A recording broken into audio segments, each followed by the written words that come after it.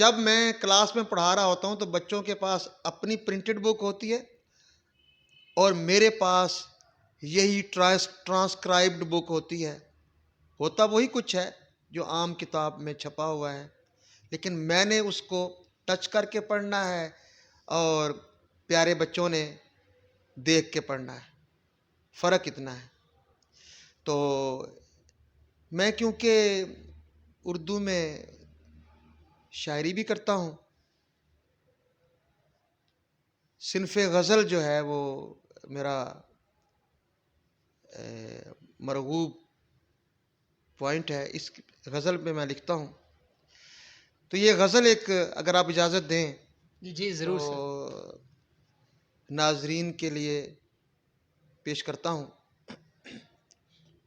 अर्ज़ किया है, तेरे आने की आस काफ़ी है, तेरे आने की आस काफ़ी है, हो ख़यालों में पास काफ़ी है। और शेर देखिए, बड़ी नाजुकी है इस शेर में और बड़ा इंतज़ार है। आज कल ही में लौट आओ तुम, आज कल ही में लौट आओ तुम, आज कल दिल उदास काफ़ी है। देख सकता अगर नहीं तुझको, ये शेर मुलाहजा फरमाइए, देख सकता अगर नहीं तुझको, तेरे दामन की बास काफ़ी है। शेर है, लोग जीने को मौत कहते हैं, लोग जीने को मौत कहते हैं, ऐसा खौफो हिरास काफ़ी है। मख्तार्ज किया है, हो खलीक आदमी जो पैरहन, हो खलीक आदमी जो पैरहन, रूह को ये लिबास काफ़ी है। तेरे आने की आस काफ़ी है, हो ख्यालों में पास काफ़ी है। एमबी पाकिस्तान की वीडियोस देखने के लिए हमारा चैनल सब्सक्राइब करें और साथ ही बेल आइकन को दबा दीजिए ताकि आप हमारी हर आने वाली वीडियो से बाखबर रह सकें। हम बेबसर ज़रूर हैं पर कम नज़र नहीं, हमको खलीक चश्मे बसीरत है आजकल। अस्सलाम वालेकुम नाज़रीन, आपका मेज़बान मोहम्मद बिलाल आपकी खिदमत में हाजिर और आप देख रहे हैं एमबी पाकिस्तान। आज हमारे साथ मौजूद हैं मोहम्मद अफजल खलीक साहब, जिनका ताल्लुक़ शोबा तदरीस से है। सर मोहम्मद अफजल खलीक साहब को बज़ाहिर इनको अल्लाह ताला ने बिनाई से नहीं नवाजा, लेकिन ये बिनाई वालों को शोबा तदरीस के अंदर इतना कमाल का पढ़ाते हैं, इतना ज़बरदस्त किस्म का बच्चों को पढ़ाते हैं। इंग्लिश इनका सब्जेक्ट है, इंग्लिश में इनकी ग्रिप है, माशाल्लाह इंग्लिश बोलते हैं, बच्चों को पढ़ाते हैं। पाकिस्तान की तारीख़ में मैंने पहले ऐसे इंसान देखे हैं जिनके बच्चे गीत गाते हैं, बच्चे इनसे इतना खुश हैं कि अफ़ज़ल साहब जो है वो स्कूल में होती है और अफ़ज़ल साहब के पीछे पीछे होते हैं, इनके इतने दीवाने स्टूडेंट्स हैं। हम अफ़ज़ल साहब, सबसे पहले बहुत शुक्रिया, आपने अपना कीमती वक्त निकाला और आप हमारे प्रोग्राम में तशरीफ़ लाए और आपने हमें कुछ अपना टाइम जो है वो दिया। अफ़ज़ल साहब कैसे आप? जी अल्हम्दुलिल्लाह, बहुत शुक्रिया। ऐसा है जी कि कीमती तो आप हैं, मैं कीमती नहीं हूँ, इसलिए कि मुझ नाचीज़ को आप अहले पाकिस्तान के सामने पेश कर रहे हैं। सिर्फ इसलिए मैं हाजिर हुआ हूँ कि मेरी कोशिशों को देखकर बेहौसला कोशिश पकड़ें, ऐसी कोशिश करें कि वो कोशिश उनको ज़िंदगी की कामरानियों तक ले जाए। सर ये बताइएगा, आप आँखों की बीनाई से महरूम हैं, लेकिन उसके बावजूद आप इंग्लिश पढ़ाते हैं, साथ ही साथ उर्दू भी पढ़ाते हैं आप। सर ये ज़रा बताइए, आपको बचपन से ही ये बीनाई से महरूमी थी या बाद में हुआ? ये एक्चुअल में क्या माजरा है? जी, ये मुझे तो पता इतना है कि जब मैं होश वाला हुआ तो मैंने अपने आप को इसी हालत में पाया जिस हालत में अब हूँ। वालिदैन और बुज़ुर्ग जो हैं उनका यही कहना है कि आपको पैदाइशी तौर पर दिखाई नहीं देता था। सर कितना मुश्किल होता है आपको इंग्लिश पढ़ाना, बच्चों को टैकल करना और उनको उनके अकॉर्डिंग पढ़ाना? मुझे मुश्किल कोई पेश नहीं आती, बल्कि बच्चे मेरे पास बहुत खुशी खुशी पढ़ते हैं। उसकी बुनियादी वजह यह है कि मैं सज़ा नहीं देता, जिस्मानी सज़ा नहीं देता। मेरी राय में जिस्मानी सज़ा जो है वो उस्ताद के पास इस्लाह के लिए आखिरी ऑप्शन होता है और होना चाहिए। लेकिन मैं बदकिस्मती से ये माज़रत के साथ कहूँगा कि ज़्यादातर असातिज़ा जो हैं वो इस आखिरी ऑप्शन को पहला ऑप्शन समझ के इस्तेमाल करते हैं, जिससे बच्चे के अंदर बदज़नी आती है। और जब वो बच्चा तालीम से बदज़न होता है तो फिर वो स्कूल से बाहर भागने की कोशिश करता है। बच्चे को बदज़न नहीं होने देना चाहिए। सज़ा के बड़े तराइक हैं, वो इख्तियार करने चाहिए। तरीक़े तदरीस क्या है? मेरा तरीक़ा तदरीस कुछ मुख्तलिफ नहीं है। मैं ये खुद हैरान होता हूँ कि इतने बच्चे क्लास में मुझ अकेले को देख रहे होते हैं, बेनज़र बंदे को, और वो माशाल्लाह सब बच्चे नज़र वाले होते हैं। क्योंकि मेरी वाबस्तगी जनरल एजुकेशन से है, तो मैं खुद बड़ा हैरान होता हूँ। आज तक कभी किसी बच्चे ने ये नहीं कहा कि आपका लिबास ठीक नहीं है, आपका जूता ठीक नहीं है, या साफ़ सुथरा नहीं है, वगैरह वगैरह। बल्कि बच्चे बड़े खुश होते हैं जब मैं कोई नया लिबास या कोई नए तरीके का, जो बच्चों ने पहले लिबास ना देखा हो, वो बच्चे खुद मेरे पास कुर्सी के पास आ जाते हैं और मुझे खुसूसी मुबारकबाद देते हैं कि वाह वाह वाह सर, आप आज तो बहुत प्यारे लग रहे हैं, अच्छे लग रहे हैं, लिबास अच्छा है, ये है वो है। तो उस्ताद तो एक मॉडल होता है। कोई भी उस्ताद हो वो बच्चों के लिए एक मॉडल होता है, और उसको मॉडल ही होना चाहिए। उस्ताद मॉडल होगा तो फिर बच्चे मॉडल बन सकते हैं। अगर उस्ताद मॉडल नहीं होगा तो फिर बच्चे भी मॉडल नहीं बन सकते। सर आजकल चूंकि बच्चे बहुत शरारती हैं, टीचर्स को टीज़ भी करते हैं, तंग भी करते हैं। कभी ऐसा हुआ, चूंकि आपको नज़र नहीं आता है, तो कभी ऐसा हुआ आपके साथ कि बच्चे आपको तंग कर रहे हैं, पीछे से किसी ने तंग कर दिया, आगे से तंग कर दिया, कभी मजाक उड़ाया हो? जी जी, ऐसा भी हो जाता है, क्योंकि बच्चे जो होते हैं वो उनके अंदर इनफरादी इख्तलाफात होते हैं। ये भी एक मौजू है। अच्छा, उन इनफरादी इख्तलाफात को मैं जज करके उनको हैंडल करता हूँ। बाज़ दफ़ा डांटना भी पड़ता है, बाज़ दफ़ा शफ़ीक भी होना पड़ता है। उस्ताद तो वैसे मजमूई तौर पे हमा वक्त शफ़ीक होता है, लेकिन बच्चे बाज़ दफ़ा परेशान कर देते हैं। फिर वो हम मुख्तलिफ़ नफ्सियाती तरीक़ों से उनको रियलाइज़ कराते रहते हैं कि बेटा ऐसे नहीं, ऐसे करना है। बाज़ दफ़ा मैं बहुत तंग भी पड़ता हूँ, लेकिन अब तो मेरा 35वां साल है तदरीस में। अब तो तजर्बा अल्हम्दुलिल्लाह इतना हो गया है कि मुझे कुछ भी मुश्किल पेश नहीं आती। सर आपके ज़िंदगी में मोटो क्या है? मेरा मोटो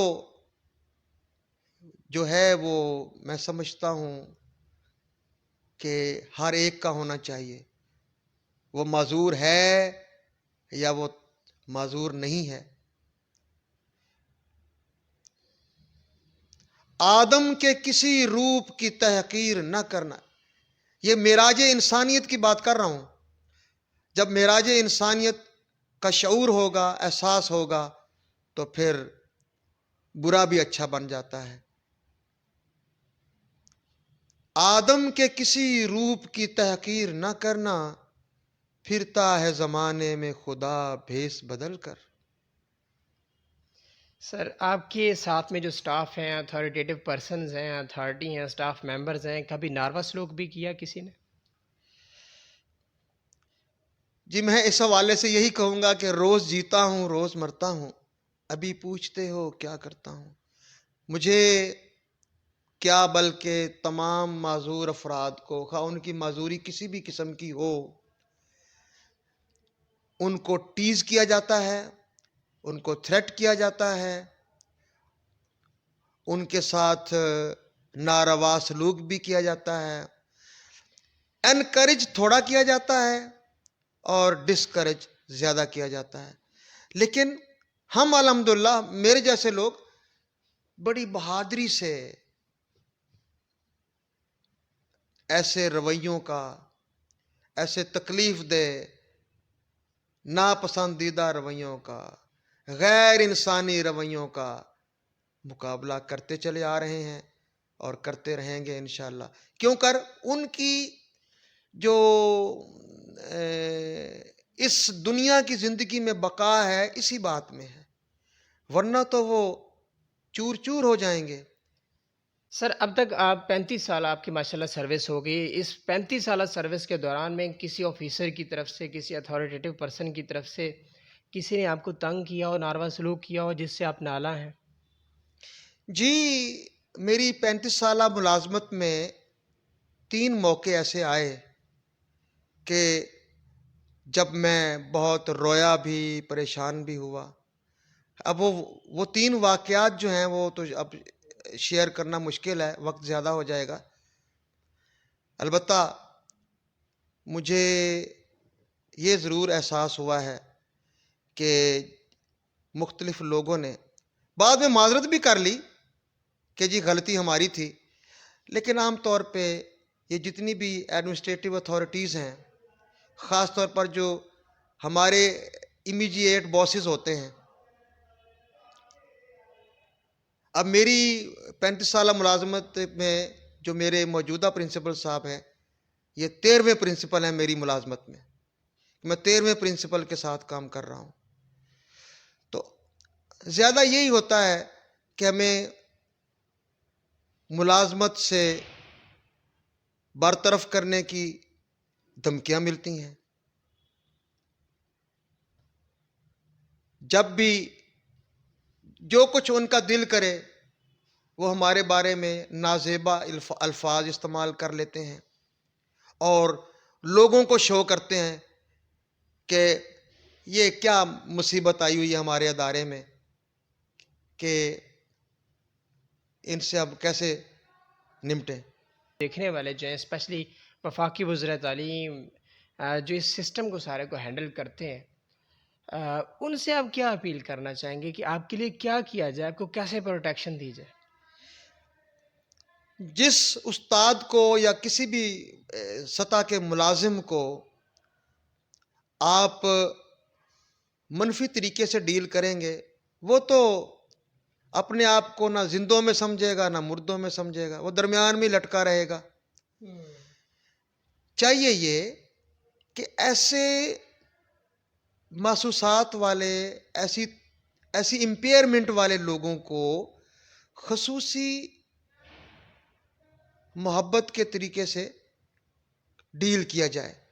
उसके लिए मैं हुकूमत वक्त से दरख्वास्त करूँगा कि कोई खसूसी मैकेनिज़्म बनाएं, जनरल मैकेनिज़्म से इनको डील ना किया जाए, जिस तरह के नज़र वाले लोगों को डील किया जाता है, वो भी बड़े परेशान होते हैं।